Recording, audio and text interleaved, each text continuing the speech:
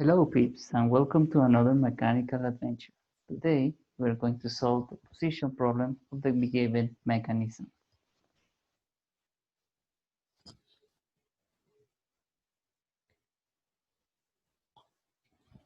To start with, we are going to calculate the mobility of the mechanism. In other words, to know the number of degrees of freedom. To calculate the number of degrees of freedom, we count the number of links. We have the fixed link, the second link, the third link, which is this slider, and the fourth link.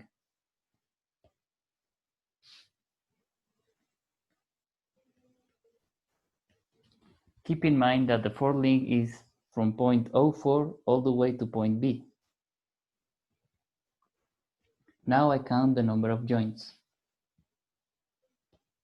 I have 1, 2, 3, and between link 3 and 4, I have another prismatic joint. So 4 joints.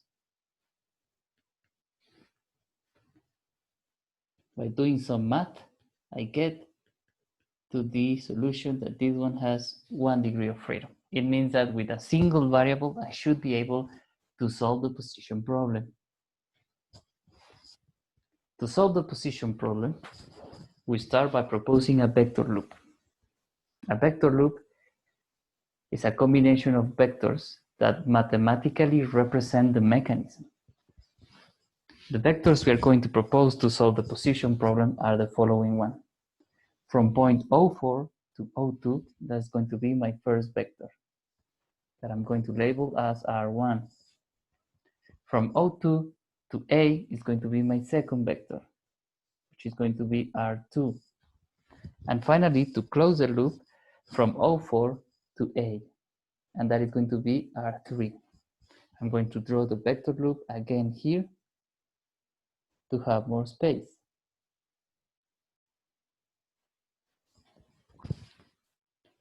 Now, what is going to be defining each of these vectors? I have R1, which is a vector, and that vector is equal to the magnitude and some trigonometric functions that define its orientation.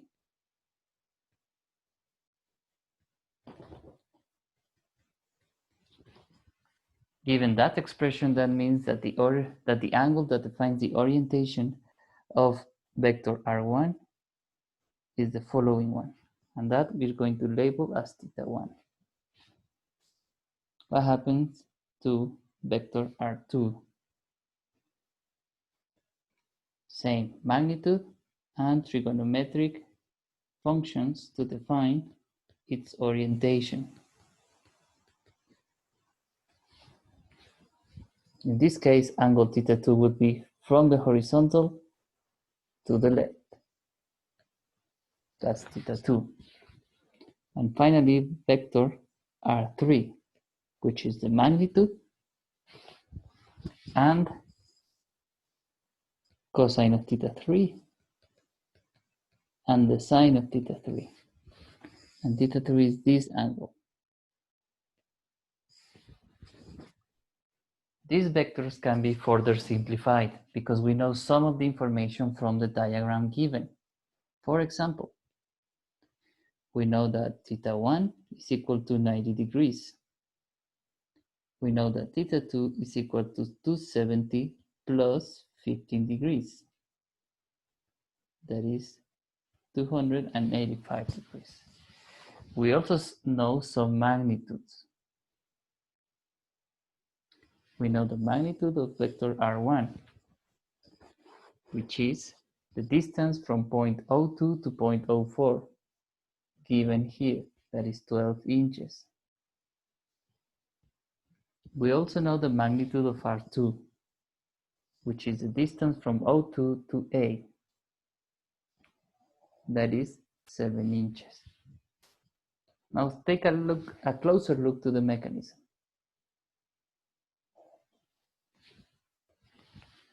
We know that the magnitude R1 is not going to change. That is the distance between the two fixed points.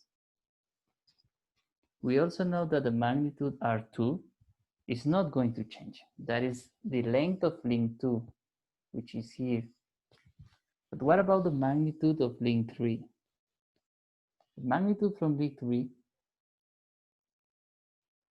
is changing with respect to time because it's the distance from point 04 to A.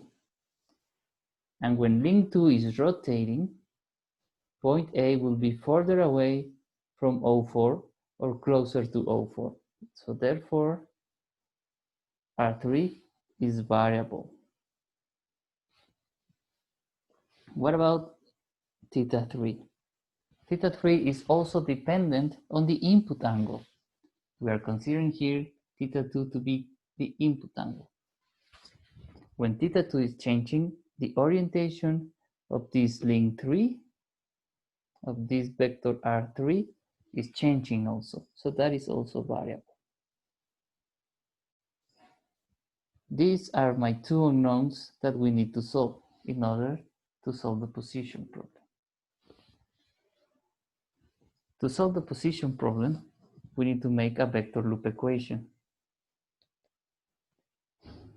In this case, the vector loop equation is vector R1 plus vector R2 equal to vector R3.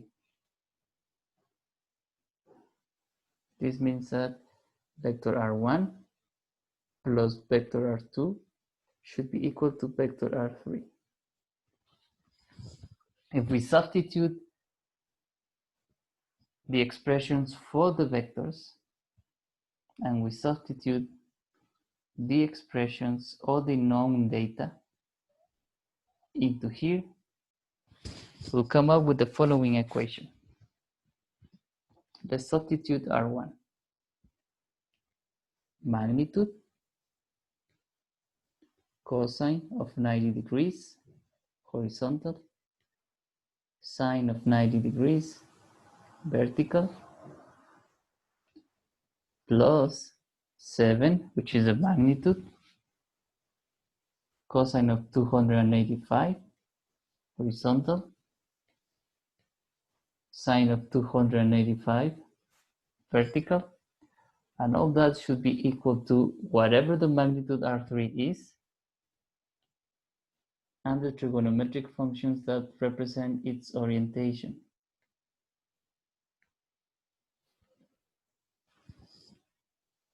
Let's simplify that. We know that the cosine of 90 degrees is 0. So all vector R1 simplifies to this. What happens to vector R2? Vector R2 will simplify to 7 cosine of 285 plus 7 sine of 285. All that equal to R3 cosine of theta 3 plus R3 sine of theta 3. Which are the unknowns? We're going to underline the unknowns R3 and theta 3.